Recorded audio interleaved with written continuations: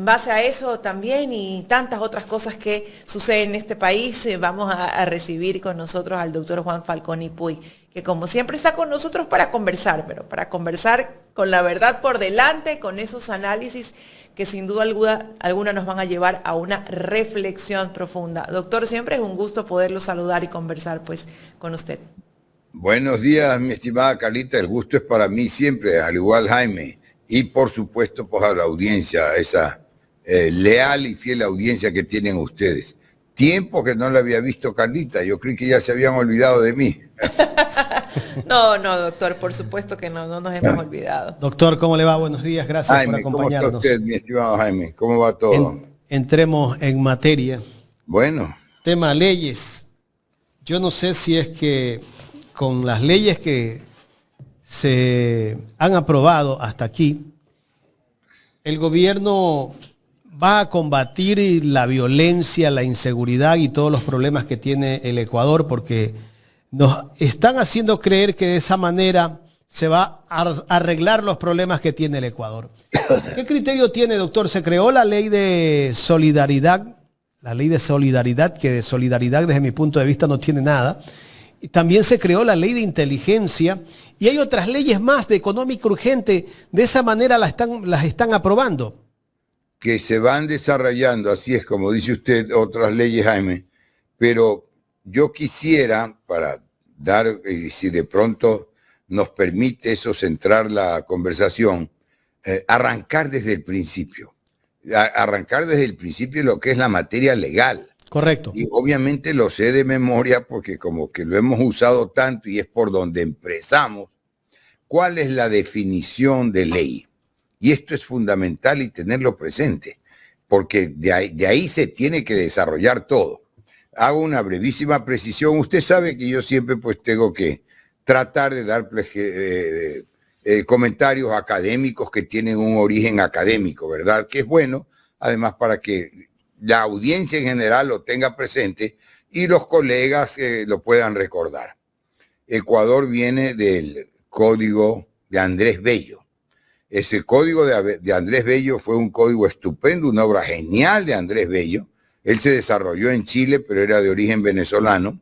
Y ese código es el que siguen Ecuador, Colombia y Chile, tanto que se estudia indistintamente en los autores. Nosotros estudiábamos en autores chilenos, Alessandri Somarriba, en autores colombianos, en Vélez, el Código Civil. Y ese Código Civil de Andrés Bello toma como punto de partida el Código de Napoleón. El Código de Napoleón, que no es otra cosa que el Código Civil francés de 1803, ¿verdad? Pero Bello lo perfecciona, lo completa. Para darle un ejemplo, que es lo que voy ahorita mismo a comentar, el Código Civil francés, el Código de Napoleón, no tiene la definición de ley. Va directo a la vigencia de la ley, al cumplimiento de la ley, etcétera, pero no tiene la definición que voy a dar inmediatamente, que es la definición de nuestro Código Civil, que a partir del proyecto de Bello, ¿verdad? Pero con un agregado que no es tampoco generalmente conocido. También era el Código de Costa Rica, el Código Civil de Costa Rica, y el ecuatoriano tiene más similitud con el de Costa Rica, ¿verdad? Aunque todos estos cuatro tendrían el mismo punto de partida. Pero ¿qué dice el Código ecuatoriano cuando define la ley? Ley es una declaración de la voluntad soberana. Primer elemento que es fundamental, voluntad soberana, que manifestada en la forma, le estoy hablando de memoria, no lo he repasado, no lo tengo a la mano, Jaime, ¿no? Pero eso son esas reglas de lo que ha estudiado el doctor. De lo que hemos estudiado exactamente y que se quedan fijadas permanentemente. Es una declaración de la voluntad soberana, primer elemento que entra en juego ahí, la voluntad soberana, que manifestada en la forma prescrita en la Constitución. Segundo elemento fundamental, se remite al marco constitucional. Y el marco constitucional tiene, ya vuelvo a eso, pero tiene que estar realmente cumplido, porque en el marco constitucional hay límites Hay límites a la ley, ¿verdad?, que tienen que ser cumplidos. ¿Pero qué? Entonces, vuelvo, manifestada en la forma prescrita por la Constitución, manda, prohíbe o permite. Y esa es la clasificación que trae el Código Civil de la ley mandatoria, prohibitiva y permisiva, ¿verdad? Como punto de partida. Y lo primero que surge ahí a la vista es, bueno, no está, pudo haber estado, debió haber estado tal vez, manda, prohíbe, permite y castiga, que es la ley punitiva. La ley penal es una ley punitiva. Manda, prohíbe, permite, castiga. Ahora, claro, siempre estuvo definido y estaba expresamente definido en el Código Penal que ley penal, y eso está claro, es así. Ley penal es toda norma que contiene la amenaza de una pena. La amenaza de una pena dice que si haces esto, se aplicará tal pena. ¿Sí me explico? Entonces, ese es el marco dentro del cual se dicta y se debe dictar la legislación. ¿Y cómo se cumple el primero? Cuando dice, bueno, de la voluntad soberana. Es una manifestación de la voluntad soberana porque la voluntad soberana nombró a los integrantes de la función legislativa, que es la que está encargada de dictar las leyes. Digo función legislativa para hablar genérico, llámese Congreso, llámese Asamblea, ¿sí me explico? Llámese Cámara de Representantes, etcétera. Pero todos esos nombres son para un órgano legislativo. Entonces, la función legislativa. El primero, la voluntad soberana, manifestada en la forma prescrita por la Constitución. Entonces, el primer límite que llega acá es el límite constitucional y son los límites constitucionales a la legislación. ¿Qué quiere decir esto? Que la ley que se dicte, porque se van dictando en el tiempo, la ley que se dicte no puede alterar ni ir en contra de la Constitución. Ahí después viene un debate mucho más complejo que si nos da, porque es importante tener el marco general. Y ya voy a ir a este debate para anotarlo nomás, mucho más complejo. Manda, prohíbe o permite. ¿Cuál es el debate mucho más complejo? Que cómo podría, manda, prohíbe, permite, ¿quién declara la inconstitucionalidad? ¿Cómo podría un órgano, llámese como se quiera llamar, en nuestro caso ese puede ser la Corte Constitucional, puede ser el Consejo de la Judicatura, pero que entran a revisar y analizar la ley, ¿verdad? La ley, y que la ley sea constitucional, esto ya es avance de la modernidad y por encima de esa voluntad popular manifestada en la forma prescrita de la Constitución. Porque hasta ahí en esa definición no está el órgano del control constitucional. Y eso es lo que se cuestiona. ¿Cómo puede un grupo de personas, sean 8, 9, 7, lo que generalmente es número impar, cómo puede controlar la manifestación de la voluntad popular? ¿Sí me explico? ¿Cómo podrían 7 personas estar y decirle a la voluntad popular, a esa manifestación de la voluntad popular en una ley que es al final del día el pueblo, el poder, y tanto que en las sentencias de un tiempo a esta parte dicen, concluyen en una frase sacramental, administrando justicia en nombre del pueblo ecuatoriano, porque el poder reside en el pueblo, en nombre del pueblo ecuatoriano y por voluntad de la ley. Y ahí entran a la parte resolutiva. Entonces, ese es un tema que está planteado en la doctrina, los autores lo discuten, no está cerrado, pero sí coinciden necesariamente. ¿En qué? Doctor, más o menos como el presidente de la República, ¿cómo se llama lo que se pone? La banda presidencial. La banda presidencial. Ahí tiene la leyenda, Mi poder claro. en la Constitución.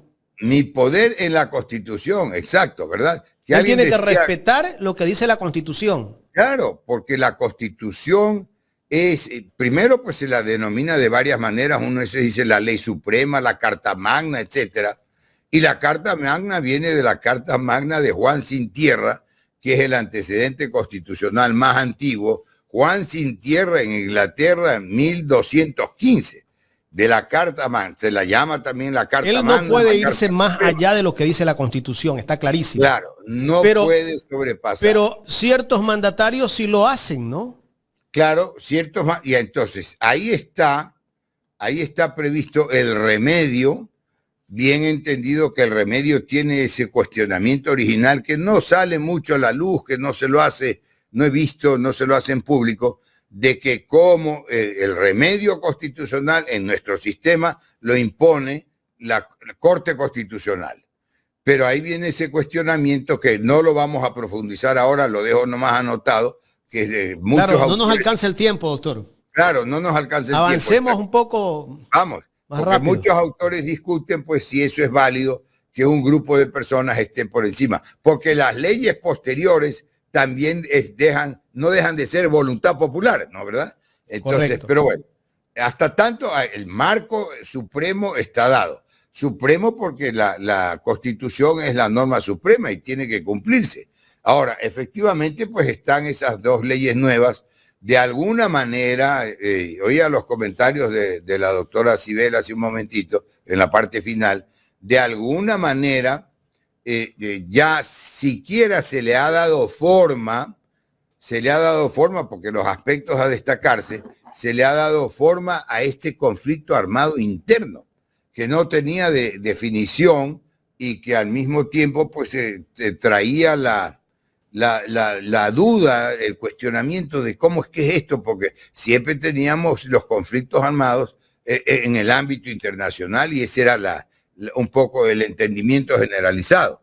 Pero ya entonces se empezó a hablar, decretos ejecutivos, etcétera, etcétera, pero ya está el conflicto armado interno, ¿verdad? Ya está definido, de alguna manera regulado en ambas leyes, la ley de inteligencia y la ley de solidaridad, como usted bien la nota, ¿no? Ahora, sí hay aspectos ahí, por ejemplo, para poner algo que deviene más o menos evidente, a mí me llamó la atención.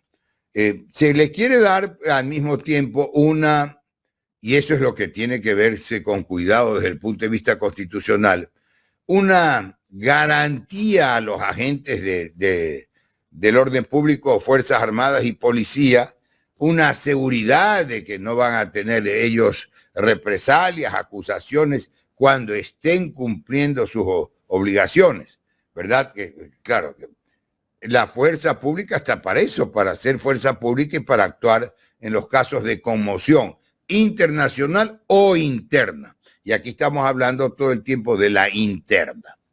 Y algo que me llama mucho la atención, algo que me deja pensando, y no lo encuentro, es ciertamente facultad del presidente de la República otorgar el indulto. Y esto es más o menos generalizado, no es pues que solo en el Ecuador, la Constitución ecuatoriana, en Estados Unidos es común, por ejemplo, que al finalizar el periodo, el presidente de la República revisa muchas situaciones y otorga indultos, varios indultos. Pero, ¿qué es el indulto? Que eso es lo que tenemos que tener claro. El indulto es un perdón. El indulto es casi sinónimo de perdón. Para que se pueda dar un indulto tiene que haber un juicio. Y ese juicio tiene que haber terminado en una sentencia. Y esa sentencia tiene que ser condenatoria. Y ahí procede el indulto, porque es, repito, sinónimo y así entiéndase como sinónimo de perdón. Entonces, en esta ley, ahora se habla de un indulto diferido. Es decir, ¿cómo? Se da el indulto antes de la sentencia, ¿verdad? Para mí no hace mucho sentido. Se da el indulto antes de la sentencia y sin saber en qué termina una sentencia. Puede la sentencia terminar favorable al acusado, digamos que es un agente de policía, pero él ya tiene un indulto anticipado a la sentencia. Ahí independientemente de cuál sea el resultado. O sea, eso me dice, ¿para qué voy a llevar un proceso si al final la respuesta va a ser la misma? Exacto, ese cuestionamiento práctico de Carlita es realmente casi que irrebatible. Entonces, ¿para qué el proceso? Si de todas maneras, ¿para qué el proceso a la gente X, a la gente de seguridad X, al policía, al soldado, etcétera? ¿Para qué el proceso al X? Porque si aún terminando en un fallo condenatorio ya tiene indulto previo, ¿verdad? Pero ¿cómo puede haber un indulto previo al acto en donde opera el indulto, que es el perdón? O sea, está dicho, porque lo entendemos clarísimo, cuál es la intención, pero ahí viene la contradicción conceptual, la contradicción en función de la razón de ser de las cosas. Ya tienes el indulto, sino que como no hay sentencia, el indulto es diferido. Eso no hace mucho sentido lógico, no digamos legal. Y la ley tiene que ser, para empezar, tiene que ser lógica, porque si la ley no es lógica y no tiene lógica, ahí vienen justamente los conflictos de las leyes, ¿verdad? Pero eso termina, repito, en la Corte Constitucional, en nuestro sistema. Y entonces la Corte Constitucional va a decir, bueno, si el proceso es el producto como el nombre lo indica, proceso. Proceso quiere decir progreso. Proceso en términos judiciales, ¿no? El progreso de actuaciones judiciales para llegar a una conclusión, que va a estar de acuerdo a la naturaleza del proceso. Pues el proceso penal lleva a eso, a establecer un estado de inocencia o a establecer una responsabilidad al declarado culpable. De ahí hay infinidad de procesos civiles por contratos, procesos de alimentos a los padres que no pagan alimentos a los hijos, infinidad de procesos, ¿verdad? Pero el proceso es el progreso de actuaciones para llegar a una conclusión del órgano jurisdiccional, que el órgano jurisdiccional representa a la función judicial, que es uno de los poderes del Estado. Antes se llamaban poderes y mucho se lo usa a veces para graficar, pero es uno de las funciones del Estado, cómo se reparte el poder del pueblo. Pero eso tiene toda esta teoría, toda esta organización y tiene esta evolución de siglos para entenderlo. Y por eso hay unas reglas de interpretar la ley. Y una regla, pues el punto de partida de toda ley, el punto de partida es que la ley rige para lo venidero, no rige para atrás. No tiene efecto retroactivo. Y eso es lo que hay que tener presente. Porque estas leyes también, que acaban de expedirse, rigen de esa vigencia en adelante, ¿verdad? Entonces, esto es muy, muy importante. La retroactividad de la ley no existe, está prohibida, no es constitucional. Y está prohibida de siempre en la vigencia de la ley. Entonces, todos estos son aspectos que llaman la atención. Como he dicho, esto primero del indulto diferido, porque equivale a anticipado, ¿verdad? O sea, ya indulto es diferido, pero es un indulto que se va a poner en práctica eventualmente después de 3 meses, 6 meses, 1 año, cuanto dure el proceso, pero además se va a poner en práctica sea cual sea la naturaleza del fallo que se dicte, si es condenatorio o si es exoneratorio. Entonces, ¿de qué sirve el fallo condenatorio si ya está indultado y ya está anulado, pero por otra función del Estado, que es la función ejecutiva, el presidente, ¿verdad? Esos son aspectos legales, yo no diría novedosos, porque en realidad pues no es que, hay cosas que no es que son novedosas porque a nadie se le había ocurrido, sino que a nadie se le ocurriría por las contradicciones, por el atentar contra la institución jurídica como tal, etcétera, ¿no? Entonces, ese es el punto realmente, Carlita, y así sale en distintos aspectos. ¿Cómo garantizar el actuar de la Policía Nacional o de las Fuerzas Armadas frente a este tipo de situaciones que se pudiesen dar? Y le pregunto, doctor, porque con su experiencia usted sabe que hay momentos en que la policía tiene que usar la fuerza, ¿no? Pero ¿cómo garantizar ese proceso? O más bien, ¿la ley lo garantiza La ley como está lo garantiza obviamente porque es que de otro lado es una realidad y es una realidad en todas partes, no es solo que también ha habido y también hay abuso policial. Por supuesto. Mire, a ver, también hay abuso de la fuerza pública. No quiero insistir, pero justamente por algún lugar veía algo de estos chicos de la Malvinas, eso fue abuso, ¿sí me explico? ¿Cómo podían haber aparecido asesinados 4 jóvenes en poder de elementos del ejército? ¿Verdad? Nunca quedó eso completamente explicado, se le quiere echar tierra, se quiere ir adelante, pero es que eso es otra realidad. Y repito, eso no es solo en Ecuador, esto es una realidad mundial donde existe este tipo de organización, siempre ha existido el abuso policial. Y ese abuso policial no es legal, por eso se llama y ahí, abuso. ¿cómo garantizo el actuar de las fuerzas del orden frente a los ciudadanos y también cómo se garantiza el accionar de ellos, ¿no? Porque lo que han manifestado y lo que saben manifestar es que ellos también están en constante vulnerabilidad y que muchas veces no actúan porque saben que no tienen las garantías para hacerlo. Entonces, ahí tú te pones a pensar y yo creo que los ciudadanos dicen, bueno, entonces, ¿cuál es la forma correcta de establecerle la normativa, ¿no? Porque queremos garantías de ambos lados. Que ese es muy buen punto como usted lo pone, porque esa es la realidad, Carlita. Garantías de ambos lados. Entonces, ¿cuál es la solución? Cumplir la ley en el caso concreto. Así de sencillo.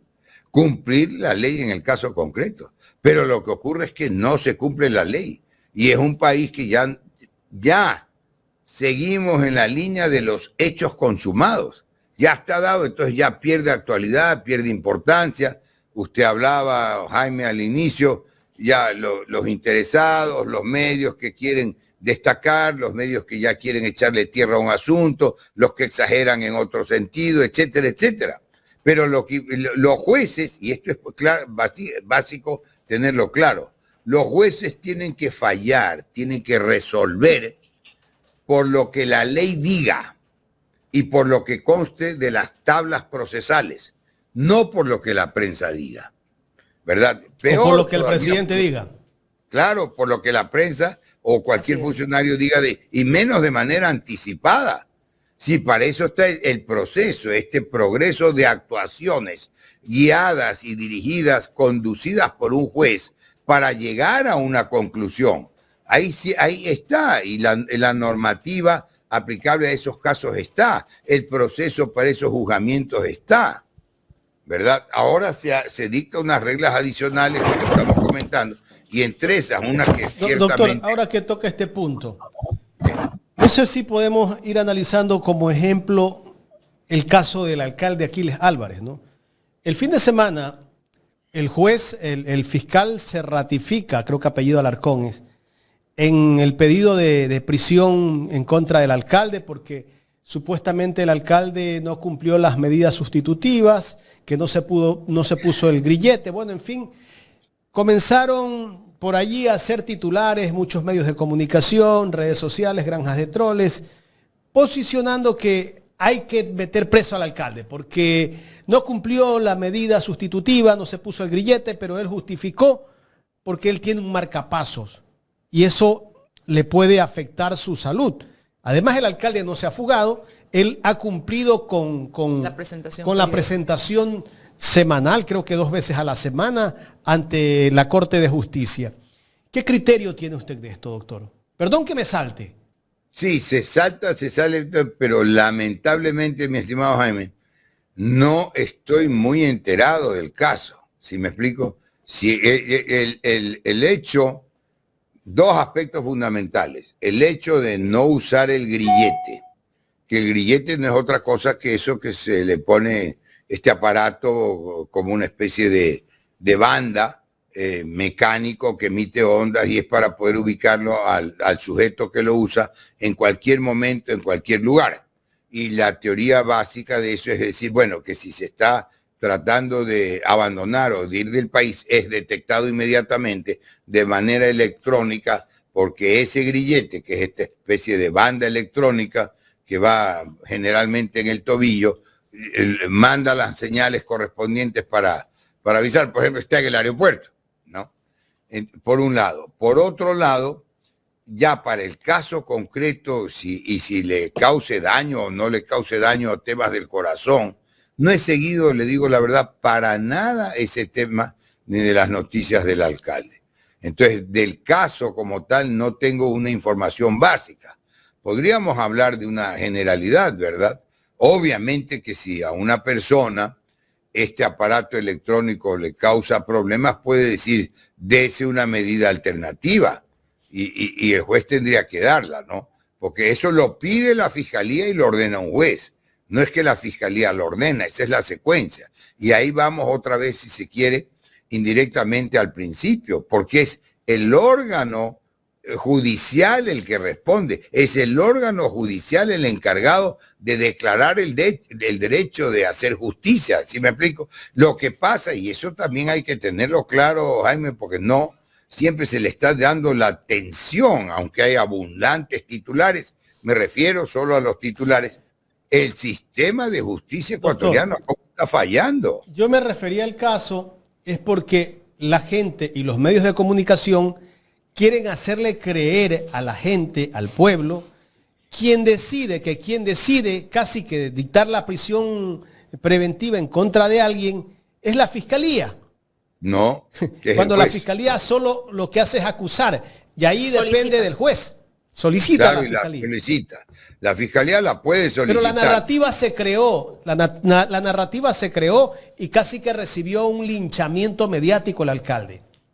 Ya, pero eso está clarísimo, le toca al juez. Eso no, el fiscal le pide la actuación al juez, que esa es la garantía de la ciudadanía en general, pues.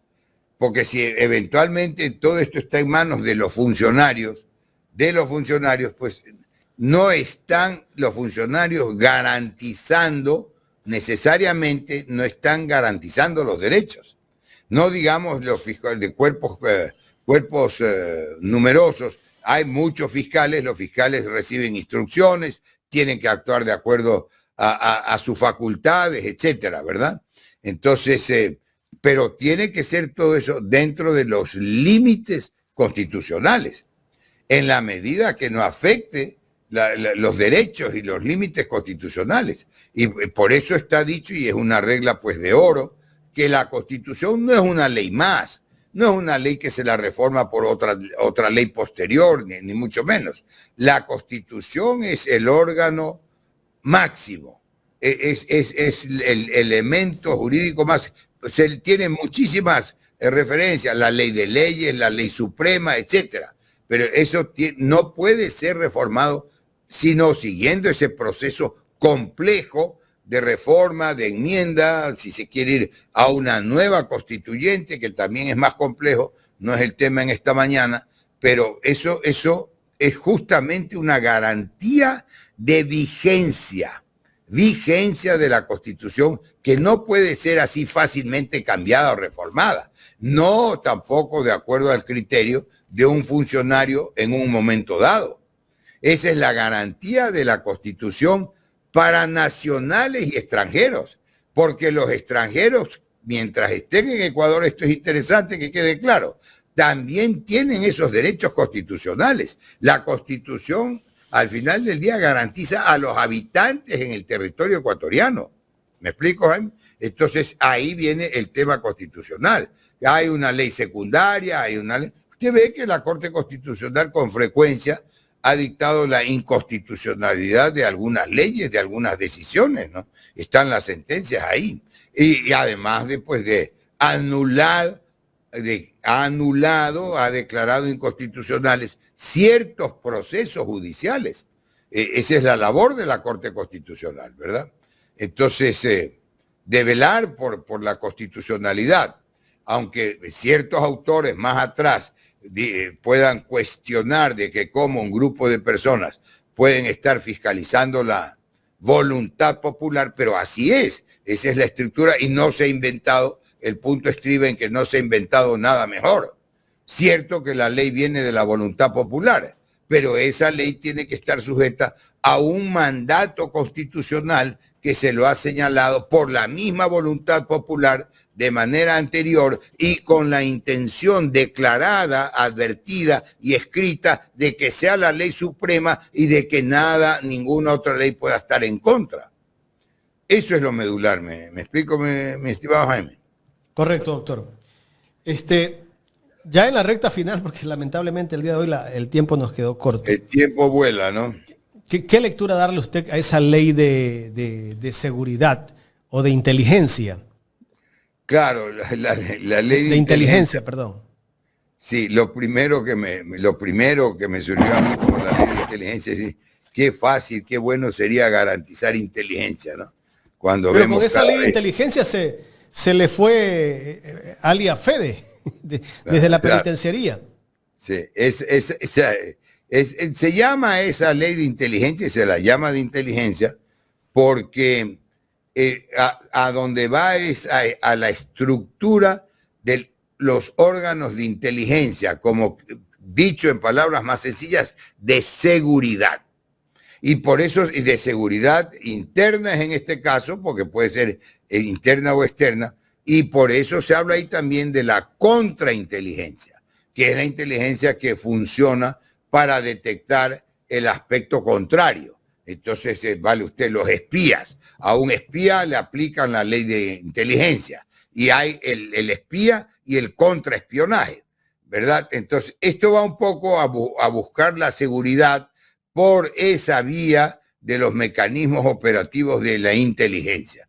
Yo me acuerdo que en algún gobierno anterior se hablaba y se criticaba durísimo de un órgano de algo parecido a la inteligencia, que más que inteligencia como tal era de investigación, de un órgano de investigación que la presidencia no tendría ni la función ejecutiva, no tendría que tener injerencia alguna en esa línea para que quede exclusivamente en el ámbito judicial con la supuesta garantía de imparcialidad y de legalidad de ese ámbito judicial.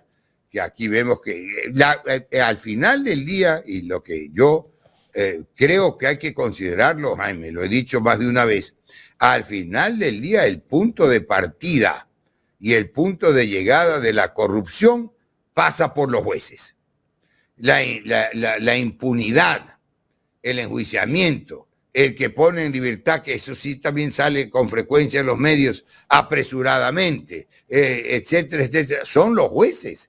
Quienes están encargados de aplicar la ley son los jueces. Y el sistema de justicia en Ecuador está en récord de falencia. Nunca ha fallado tanto de lo que yo tenga noticia. Noticia por la historia o noticia por la propia experiencia. Ahí es donde hay que mirar ahora detenidamente. Y hay algo que debe quedar clarísimo también, porque ese sistema de justicia no solo es que tiene que estar fundamentado, ir a lo correcto, aplicar la ley como debe ser, sino en el tiempo que debe ser. Porque el mantener los expedientes congelados es mantener injusticia. ¿Sí me explico? La justicia, para que sea válida, tiene que ser expedita. Y la propia Constitución, ahí vemos la Constitución y las normas constitucionales que no se cumplan. La propia Constitución garantiza la celeridad de la justicia. Y eso sería bueno para todo el país en su conjunto, para las mismas funciones del Estado y para los mismos particulares. ¿Sí me explico? Tampoco se entiende y se justifica, ni habría razón, que uno de esos delincuentes famosos, consumados, etcétera, tenga un proceso abierto 5 o 10 años y no se terminen, ¿o no? ¿De qué le sirve? El dicho ese común es: justicia que tarda no es justicia. La justicia tiene que tener la oportunidad, y esa oportunidad señalada en la Constitución está en la celeridad. Y la celeridad no es otra cosa que cumplir con los plazos y los términos establecidos en las leyes procesales. Si el juez tiene materia civil, que es la que yo manejo con más frecuencia, decir, en realidad, pues yo soy materia civil, el juez tiene que dictar sus providencias en 3 días. Rara vez se cumple esto. Doctor, Rara vez, salvo que hubiera un interés particular. nos hemos dado cuenta que la celeridad de los procesos judiciales se da en torno a la presión mediática y a la presión política de este país. Y una clara muestra de esa presión mediática y política, por ejemplo, es el caso de Jorge Glass, que no quisiera cerrar esta entrevista sin escuchar pues su criterio. Una vez más, Jorge Glass es puesto frente a la justicia pues por el caso Reconstrucción de Manabí, acusado de peculado cuando no se ha encontrado prueba alguna, y de todos quienes pertenecían al comité, el único que es llevado a juicio por este caso es él. Se le obliga a pagar una indemnización que básicamente no tiene, y se nota directamente la presión política y mediática que hay pues frente a estos casos. Entonces, ¿por qué la justicia actúa con celeridad? ¿Quién es veedor o vigilante de esta justicia que actúa prácticamente a la carta en determinados temas? Muy bien, Carlita. Y esta última frase suya, si bien resulta novedosa, aplica directamente a la carta, escogidos. Y hay el órgano de control, gobierno y control del sistema de justicia es el Consejo de la Judicatura. En otras partes se llama el Consejo de la Magistratura. El Consejo de la Judicatura no existía en nuestro sistema. Y al final del día, cierto que es otra instancia, pero era necesario. Porque ¿cuál es la labor de los jueces? La labor de los jueces es dictar sentencias. Y ya le voy a dar un comentario que viene directo a lo que usted plantea. La labor de los jueces es dictar sentencias, ¿verdad? Los jueces no tenían, como ocurría antes del Consejo de la Judicatura, que estar preocupados del ascensor, del edificio, de pagar los sueldos de la corte. Todas esas labores administrativas ya pasaron al Consejo de la Judicatura. Y el Consejo de la Judicatura tiene una facultad básicamente de fiscalización también de los jueces y del sistema de justicia, básicamente en el órgano en la materia disciplinaria, porque no pueden inducir, ni nadie pretendería que pueda el Consejo, aunque la práctica pueda darse, inducir un fallo en algún sentido, ¿verdad? Pero la manera más sencilla, la manera tan sencilla como profunda y elemental de determinar si un juez está actuando primero con igualdad ante la ley. Acuérdese, ¿no? Es una garantía constitucional. Todos somos iguales ante la ley. Y un juez no tiene solo un juicio, no maneja solo un proceso, sino muchos. Unos más que otros, pero maneja varios procesos. A ver, ¿y por qué en este proceso, usted menciona el caso de Glass, se cumplen los términos, se cumplen los plazos, se cumplen ciertas reglas? ¿Y por qué en el proceso de al lado no? Que lo lleva el mismo juez. ¿Por qué tiene el mismo juez congelado un proceso y tramitando aceleradamente otro? ¿Por qué el mismo juez aplica un criterio en un juicio y el mismo juez en otro juicio que está a su cargo aplica el criterio contrario? Ahí viene la fiscalización del juez. Pero este ejemplo tan sencillo como yo lo pongo, no conozco que lo hayan llevado a la práctica en el análisis, porque más se mueven en los órganos de control, como el Consejo de la Judicatura, más se mueven por las denuncias, por los escándalos, por los reclamos, y ahí actúan con más frecuencia, pero no haciendo un verdadero análisis del comportamiento en general del juez. Cuando el Consejo de la Judicatura termina y concluye en que hay error inexcusable de parte del juez, que no hay excusa para el semejante error que hayan cometido, ¿verdad? Entonces lo destituyen al juez. Si los jueces están sujetos a esa fiscalización, también ahí están no sé, tenía a la mano el periódico de hoy día, ahí están los titulares en los periódicos, y ahí está la influencia política. Jorge Glass es un perseguido, según su criterio. En el Consejo de la Judicatura. Es víctima total y rotunda durante todo este tiempo de una persecución política. Claro, eso está, la vista está en la idea general, y hay quienes están celebrando eso, pero sí sale de muchísimos elementos, empezando cuánto tiempo lleva ese juicio, si sale el elemento que hay ahí una dedicatoria especial, lo que usted dice. Una y entonces el dedicatoria. actuar de los jueces ahí está en torno a qué, doctor, porque no está en torno a derecho, no está en torno a la normativa. No, pues, y ahí hay que revisar la conducta del juez, que es exactamente lo que acabo de explicar, ¿no? Ahí habría que revisar la conducta del juez y el juez podría ser inclusive sancionado. Ahora, yo no sé si los abogados de Glass hayan hecho denuncias específicas contra los jueces en un momento dado, en los tiempos. De eso he visto los titulares, la información que tengo es la de los titulares, y sobre todo en los últimos días que se ha actualizado, ¿no? Las audiencias, etcétera, ¿no? Si no, Así, y si Jorge Glass no ha firmado ningún documento en el caso de la reconstrucción de Manabí, aparte de que las obras se hicieron, ¿no? La Fiscalía determina, que no le corresponde desde mi punto de vista, porque para eso es la Contraloría, determina que se desvió fondos a obras que no son prioritarias. Cuando se analiza todo lo que se hizo en todas esas obras que las cuestionan, son parte de la reconstrucción de Manabí, y no solo eso, la reactivación económica. ¿Cómo se puede acusar de peculado a una obra que está hecha y que está dentro de todo un proceso que se dio, que se elaboró un comité y ese comité fue el que aprobó todas esas obras? Un punto de partida es también la responsabilidad. Usted lo acaba de anotar, Jaime, la responsabilidad. Porque ese tipo de responsabilidades, y son el punto de partida, los establece la Contraloría.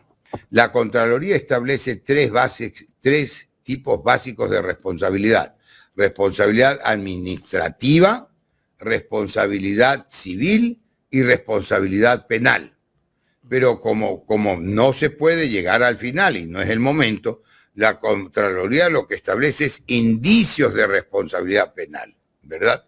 Y entonces en los indicios de responsabilidad penal se adelanta en la etapa de investigación ante la Fiscalía para que, llegado ese momento procesal oportuno, la Fiscalía acuse o determine que no ha lugar a ninguna responsabilidad de la persona a quien se le impute el acto en cuestión, ¿verdad? Entonces esas son las reglas. Si están cumpliendo o no se están cumpliendo, es el análisis detallado del caso concreto. Pero esas son las reglas que hay que, en general, cumplir. Tres tipos de responsabilidades que establece, y tiene que arrancar por la de la Contraloría. Y hay un hecho que es importante también establecerlo, que lo tengan claro. Que, si no me equivoco, es 7 años que caduca, a los 7 años, caduca la facultad de la Contraloría de establecer cualquier tipo de responsabilidad. ¿Sí me explico? Tiene que hacer hasta los 7 años de haber ejercido la función, de haber terminado el ejercicio de la función pública. Para hacer la auditoría. Auditoría es eso, ¿no? Auditoría, exacto. No puede, pues, ir en cualquier momento así, gratis, como se diría, o por cualquier interés particular. Tiene 7 años para adelantar. Y una vez que pasan los 7 años ya no puedes auditar. Ya no tiene facultad, si se cabe, no es exactamente prescripción, es más una caducidad. 7 años caduca ya la facultad de la Contraloría de poder ir a hacer una auditoría para que termine en alguno de estos tres, en el caso de que establezca responsabilidades. Responsabilidad administrativa, responsabilidad civil culposa e indicio. No puede anticipar la responsabilidad y decir aquí hay esto, hay indicios. Por eso se hace el énfasis en indicios de responsabilidad penal. Es básicamente eso, mi estimado Jaime. Correcto, doctor. No sé si tenga algo más que preguntar, Carlita. Le quería preguntar algo de los contratos de Progen. No sé si esté al tanto de ese tema, doctor. No, solo de los titulares. Solo que hay un lío ahí con ese Progen, solo de los titulares. Bueno, doctor, queremos agradecerle por el tiempo que nos ha brindado para analizar. Mi estimado Jaime, siempre, Carlita, como siempre, gusto de verla. Que tenga buena semana. Gracias, doctor. Igual para usted.